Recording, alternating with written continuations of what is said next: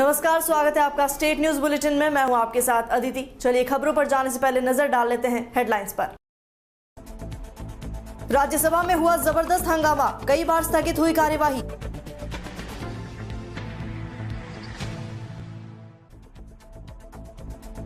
अध्यक्ष पद पर नामांकन का आज अंतिम दिन, बाड़ेबंदी से निकल प्रत्याशी करेंगे नामांकन।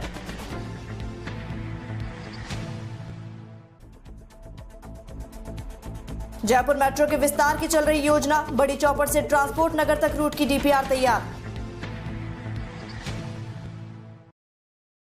अब खबरें विस्तार से। संसद के बजट सत्र का आज तीसरा दिन है। आज सुबह शुरू हुई राज्यसभा की कार्यवाही में जबरदस्त हंगामा देखने को मिला। संसद बजट सत्र के तीसरे दिन की कार्यवाही शुरू हो चुकी है। कांग्रेस और अन्य कई विपक्षी दलों ने कार्यस्थगन प्रस्ताव का नोटिस दिया। राज्यसभा में आज 4 विधेयक पेश किए जाने हैं। इसके अलावा सदन में राष्ट्रपति के अभिभाषण पर धन्यवाद प्रस्ताव को लेकर भी चर्चा होगी। हंगामे के बाद राज्यसभा की कार्यवाही पहले 10:30 बजे तक स्थगित हुई।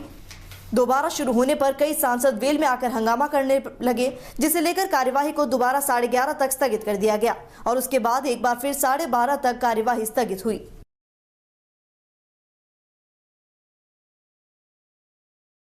प्रदेश के 90 शहरी निकायों में अध्यक्ष पद पर नामांकन का आज अंतिम दिन है। मंगलवार दोपहर 3 बजे तक नामांकन होंगे। कांग्रेस और बीजेपी ने ज्यादातर निकायों में पार्षदों की बाड़ेबंदी कर रखी है। अध्यक्ष पद के उम्मीदवार भी बाड़ेबंदी से निकलकर ही नामांकन के लिए जाएंगे। नामांकन के बाद उम्मीदवार वापस बाड़ेबंदी में जाएंगे। बाड़ेबंदी 8 फरवरी को उपाध्यक्ष के चुनाव तक रहेगी। वहीं अध्यक्ष के लिए 7 फरवरी को वोटिंग होगी। अध्यक्ष पद पर आज नामांकन के बाद कल जांच होगी। 4 फरवरी तक नामांकन वापस लिए जा सकेंगे और उम्मीदवारों को चुनाव चिन्हों का आवंटन किया जाएगा। अध्यक्ष पद पर 7 को पार्षद वोटिंग करेंगे और उसी दिन नतीजे आएंगे। वहीं उपाध्यक्ष पद के लिए 8 फरवरी को ही नामांकन, चुनाव और नतीजों की प्रक्रिया एक ही दिन में पूरी होगी। वहीं जयपुर में मानसरोवर से बड़ी चौपड़ तक चल रही मेट्रो रेल के रूट का विस्तार करने पर प्लानिंग शुरू हो गई है। जेएमआरसी ने इस रूट को बड़ी चौपड़ से आगे बढ़ाकर ट्रांसपोर्ट नगर तक ले जाने की योजना बनाई है। जेएमआरसी ने इसके लिए डिटेल प्रोजेक्ट रिपोर्ट यानी डीपीआर तैयार कर ली है। इस रूट को फेज 1C नाम दिया गया है। मानसरोवर से चांदपोल और फिर चांदपोल से बड़ी चौपड़ रूट पर संचालित मेट्रो के इस प्रोजेक्ट को 2 चरणों में तैयार किया है। इस पूरे रूट की लंबाई लगभग 11,567 किलोमीटर की है। बड़ी चौपड़ से ट्रांसपोर्ट नगर तक अगर इस रूट का विस्तार होता है तो ये लंबाई लगभग 2.85 किलोमीटर और बढ़ जाएगी। इस डीपीआर पर अब जेएमआरसी ने पब्लिक से सुझाव भी मांगे हैं। इस प्रस्तावित नए रूट में 2 स्टेशन प्रस्तावित हैं। इसमें एक स्टेशन अंडरग्राउंड होगा जो रामगंज चौपड़ पर बनेगा, जबकि दूसरा स्टेशन एलिवेटेड होगा जो ट्रांसपोर्ट नगर पर प्रस्तावित है। वही खबर जैसलमेर से, जहां राजस्थान सरकार के कैबिनेट मंत्री और पोखरण से विधायक सालेह मोहम्मद ने अपने गृह जिले में 45वां जन्मदिन मनाया। कैबिनेट मंत्री के जन्मदिन पर जिले में विभिन्न कार्यक्रमों का आयोजन किया गया। कार्यक्रमों की श्रेणी में सर्वप्रथम गौशालाओं में गायों को चारा खिलाया गया। वहीं कांग्रेस के युवा कार्यकर्ताओं द्वारा स्थानीय जवाहर चिकित्सालय में रक्तदान शिविर का आयोजन हुआ, जिसमें कांग्रेस के कार्यकर्ताओं सहित मंत्री के शुभचिंतकों ने रक्तदान किया। इस अवसर पर कैबिनेट मंत्री सालेह मोहम्मद सहित कांग्रेस नेताओं ने युवाओं की हौसला अफजाई की। मंत्री के जन्मदिन के अवसर पर कार्यक्रमों की कड़ी में जैसलमेर के स्थानीय लोक कलाकारों द्वारा मंत्री सालेह मोहम्मद का जन्मदिन मनाया गया। वहीं मंत्री ने नन्हे मुन्ने लोक कलाकारों के साथ केक काटकर और फल वितरण कर जन्मदिन मनाया। नन्हे मुन्ने लोक कलाकारों ने संगीत के माध्यम से मंत्री सालेह मोहम्मद के दीर्घायु होने की कामना की और जन्मदिन की शुभकामनाएं दी। इस मौके पर कैबिनेट मंत्री सालेह मोहम्मद ने अपने शुभचिंतकों का आभार जताया। वहीं मंत्री के जन्मदिन पर सीएम अशोक गहलोत द्वारा भेजी गई शुभकामनाओं को लेकर भी मंत्री ने धन्यवाद ज्ञापित किया।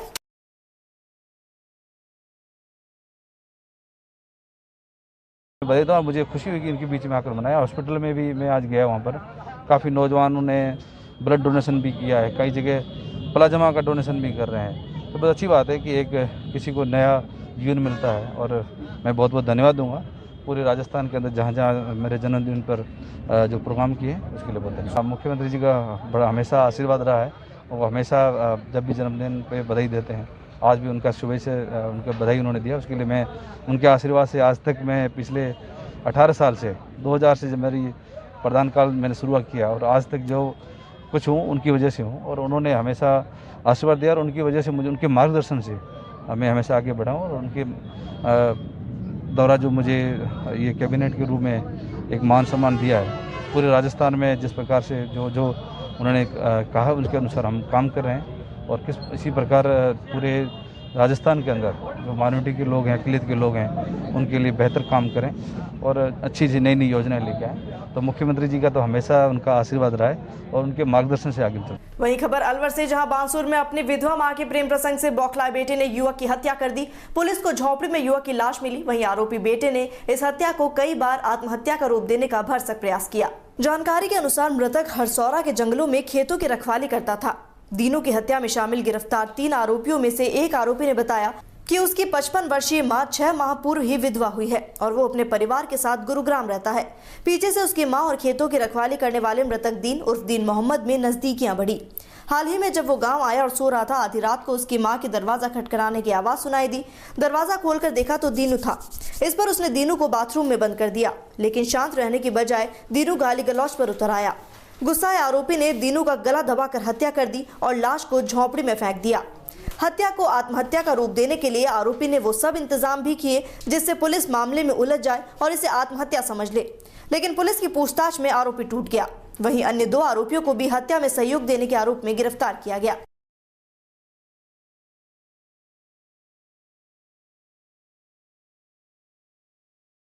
दिनांक 30 जनवरी 2021 को हरसौरा गांव में अजय के खेत में बनी हुई झोपड़ी में एक शव मिला जो रजाई से ढका हुआ था। ग्रामीणों द्वारा सूचना देने पर मौके पर पहुंचे। इसके संबंध में उच्च अधिकारियों को निवेदन किया गया। परिजनों को सूचना दी गई। मौके पर एमओबी टीम आई, एफएसएल टीम आई। शव का मेडिकल बोर्ड से पोस्टमार्टम करवाया गया। मृतक दीनू के बेटे द्वारा हत्या का मुकदमा दर्ज करवाया गया, जिस पर त्वरित कार्रवाई करते हुए श्रीमान एसपी साहब द्वारा टीमें गठित की गई, जिसमें श्रीमान एडिशनल एसपी साहब नीमराणा, सीओ साहब बहरोड व अवतार सिंह जी एसएचओ बानसूर, श्री लक्ष्मीकांत जी एसएचओ मुंडावर। वहीं सूरतगढ़ में आज सड़क सुरक्षा माह के दौरान 70वें दिन रामदयाल राठी हाई सेकेंडरी से रैली का शुभारंभ किया गया। सिटी थाना अधिकारी राजकुमार लेगा के नेतृत्व में रैली में यातायात टीम ने हिस्सा लिया। रैली बाजार से होते हुए सुभाष चौक, महाराणा प्रताप चौक से होती हुई सिटी पुलिस थाना सूरतगढ़ पर रैली का समापन किया गया। इस मौके पर यातायात प्रभारी उमाशंकर यादव ने बताया कि सड़क सुरक्षा सप्ताह की वजह से ये सड़क माह का आयोजन पिछले 17 दिनों से शहर में चलता आ रहा है, जो आम लोगों को सड़क सुरक्षा के लिए जानकारी देता है। वाहन चलाते वक्त सीट बेल्ट लगाना, गाड़ी के जरूरी कागजात तथा लाइसेंस साथ रखना अनिवार्य है और व्हीकल चलाते वक्त हेलमेट लगाकर चलाना, व्हीकल चलाते वक्त फोन पर बात नहीं करना आदि नियमों के बारे में विस्तार से जानकारी दी गई। इस मौके पर राठी स्कूल तथा हर्ष कॉन्वेंट स्कूल के बच्चों द्वारा बैंड धुन के साथ रैली में भाग लिया गया।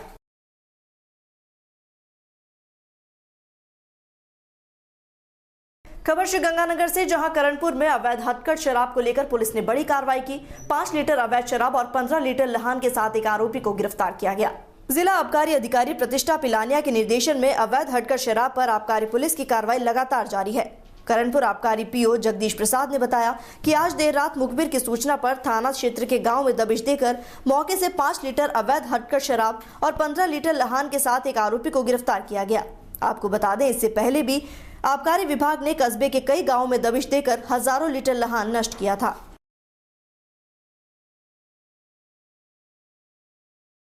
जो कार्रवाई की गई है रात, उसको क्या कहना आपका? आज रात को मुखबिर से सूचना मिली थी कि गुरदीप सिंह सनोफ प्रेम सिंह ने गांव 1X में अवैध शराब की भट्टी चलाकर भारी मात्रा में शराब निकाल रहा है। तो मैं जाब्ता के उसके घर के ऊपर दबिश दी तो गुरदीप सिंह मौके के ऊपर भट्टी चला रहा था। भट्टी के सभी आर्टिकल करीब 5 लीटर हथकढ़ शराब व 15 लीटर लाहन जब्त कर गुरदीप सिंह को मौके से गिरफ्तार किया गया। वह आज न्यायालय के अंदर जिसे पेश किया जाएगा। सर, पूर्व में भी इस प्रकार से आबकारी विभाग द्वारा कार्रवाई की गई है, इस पर आपका कहना? पूर्व के अंदर भी हमारे द्वारा पूरे राजस्थान में ही कहें तो अभी जो भरतपुर के अंदर और इसमें भीलवाड़ा में जो शराब से दुखांतिका हुई है, उसी के लिए हमारे आबकारी आयुक्त महोदय श्री जोगाराम जी एवं जिला आबकारी अधिकारी श्री प्रतिष्ठा पिलानिया व कलेक्टर महोदय के दिशा निर्देशों अनुसार पूरे राजस्थान के अंदर एक अभियान चलाया हुआ है। अवैध शराब बिल्कुल जीरो टॉलरेंस के ऊपर कार्रवाई की जा रही है। जो कि जो हथकड़िये हैं इनकी दिन रात चेकिंग की जा रही है, गाड़ियों को चेकिंग किया जा रहा है और पूर्व में भी इस तरह की कार्रवाइयां यहाँ के ऊपर की जा रही हैं और ये लगातार आगे भी जारी रहेंगी। खबर जालौर से, जहां ब्राह्मण प्रतिभा गौरव वसंत महोत्सव 2021 का आयोजन किया गया, जिसमें 3 प्रधान, 6 जिला परिषद सदस्य और 14 पंचायत समिति सदस्य और 24 सरपंच गणों ने प्रतिभाओं को सम्मानित किया। कार्यक्रम में मंत्रोच्चारण और तुलसी स्तवन के साथ ही विधिवत पूजन अर्चना किया गया। मुख्य अतिथि छगन सिंह राजपुरोहित ने कहा कि तुलसी के विविध प्रकार के पौधे मिलते हैं जो स्वास्थ्य में अनुपम महत्वपूर्ण है और इनका औषधीय और धार्मिक महत्व है। अतः यह हमारे लिए गौरव की बात है कि संस्था द्वारा प्रेरक कार्य किया गया। हम सभी को आवश्यक सहयोग देकर इस पवित्र कार्य को संपादित करने के लिए आह्वान भी किया गया। नारायण सिंह राजपुरोहित प्रधान जालौर ने प्रकल्प की सराहना की।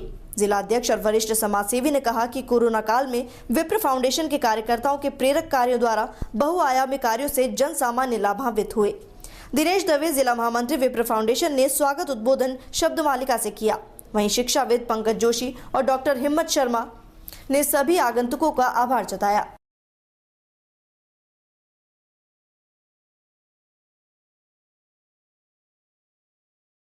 खबर जोधपुर से, जहां बिलाड़ा के राजस्थान शिक्षक संघ शेखावत ने प्रदेश कार्यकारिणी के आह्वान पर शिक्षकों की ज्वलंत समस्याओं पर कलेक्ट्रेट कार्यालय पर एक दिन का सांकेतिक धरना दिया। शिक्षकों ने अपनी 15 सूत्री मांगों के साथ सरकार और प्रशासन के समक्ष अपना विरोध जताया। संभाग संयोजक भंवर काला ने बताया कि कोविड-19 के बहाने महंगाई भत्ते पर रोक, स्थगित वेतन दिए जाने, पारदर्शी स्थानांतरण नीति, एनपीएस के स्थान पर ओपीएस, निजी विद्यालय में कार्यरत शिक्षकों की समस्याएं, पोषाहार कार्मिकों का बकाया भुगतान, स्कूल समय वृद्धि, विभिन्न संवर्गों के नए पद सृजन, कुक कम हेल्पर का मानदेय बढ़ाने, केंद्र के समान वेतन, चयनित वेतनमान में बदलाव, राष्ट्रीय शिक्षा नीति 2020 पर रोक, अनुदानित विद्यालयों से आए शिक्षकों को ओपीएस का लाभ दिए जाने सहित 15 मांगों को लेकर धरना प्रदर्शन कर विरोध जताते हुए मुख्यमंत्री राजस्थान के नाम कलेक्टर के माध्यम से ज्ञापन दिया गया।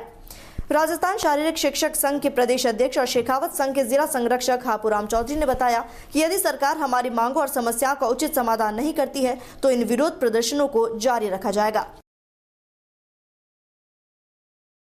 खबर जैसलमेर से, जहां भणियाणा के ग्राम पंचायत रातड़िया के बड़े स्तर पर अवैध खनन हो रहा है। खनन विभाग प्रशासन पर इसका कोई असर नजर नहीं आ रहा। जानकारी के अनुसार भणियाणा उपखंड क्षेत्र के रातड़िया गांव में इन दिनों वन विभाग राजस्व भूमि पर खुलेआम अवैध खनन किया जा रहा है। ग्रामीणों ने आरोप लगाते हुए कहा कि दिन दोपहर सबकी आंख के सामने अवैध खनन हो रहा है, लेकिन राजनीतिक दबाव के चलते प्रशासन की ओर से कोई कार्रवाई नहीं की जा रही। गौरतलब है कि रातड़िया में अवैध मुरड खनन से खनन माफिया लाखों रुपए के राजस्व का चूना लगा रहे हैं। ग्रामीणों के अनुसार भणियाणा उपखंड अधिकारी को पत्र लिखकर कई बार कार्रवाई की मांग की गई, लेकिन प्रशासन को जानकारी होने के बावजूद कोई कार्रवाई नहीं हुई। और इसी के साथ फिलहाल स्टेट न्यूज बुलेटिन में इतना ही। देश और दुनिया की तमाम खबरों के लिए बने रहिए डीपीके न्यूज के साथ। नमस्कार।